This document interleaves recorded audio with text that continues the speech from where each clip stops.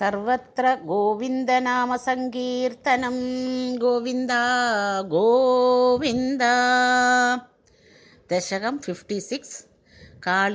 കാളിയഗർഭശമനവും ഭഗവത് അനുഗ്രഹവും. രുചിരകമ്പിതകുണ്ടലമണ്ഡലഃ സുചിരം ഈശനനർത്തിതപന്നഗേ അമരതാഡിതദുന്ദുഭിസുന്ദരം വിയതിഗായതി ദൈവതയൗവതേ നമതി യത് അമുഷ്യ ശിരോഹരേ പരിവിഹായ തദുന്നതം ഉന്നതം പരിമദൻ പദപങ്കരുഹാചിരം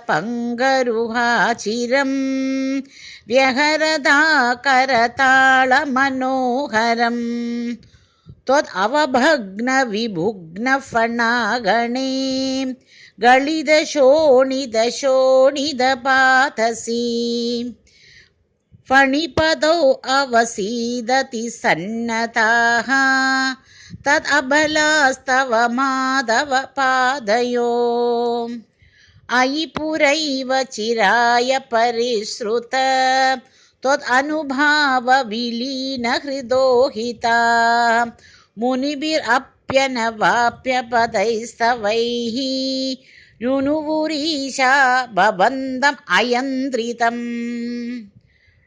ഫണിവധൂഗണഭക്തി വിലോകന പ്രവികസത്കരുണാകുലചേതസാ ഫണിപതിർഭവദാച്യുത ജീവിതഃ ത്വയി സമർപ്പിതമൂർത്തിരവാനമത് രമണകം വ്രജവാരിധിമധ്യകം ഫണിരിപുർണ കരോതി വിരോധിതാം ഇതി ഭവദ്ഭജനാൻ അതിമാനയൻ ഫണിപതിർനിരഗാത് ഉരഗൈ സമം ഫണിവധൂജനദത്തമണിവ്രജ ജ്വലിതഹാരദുകൂലവിഭൂഷിതഃ തടഗതൈ പ്രമദാശു വിമിശ്രിതൈഃ സമഗതാ സ്വജനൈർദിവസാവദൗ നിശിപുനസ്തമസാ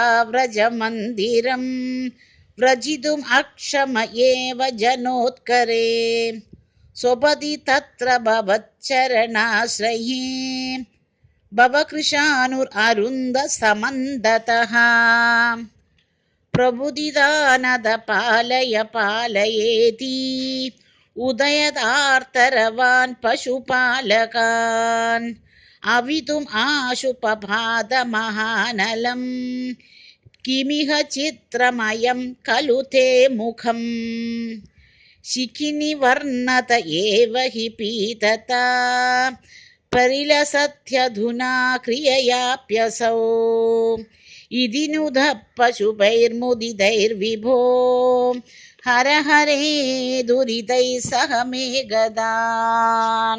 സർവത്ര ഗോവിന്ദനാമ സങ്കീർത്തനം. ഗോവിന്ദ ഗോവിന്ദ.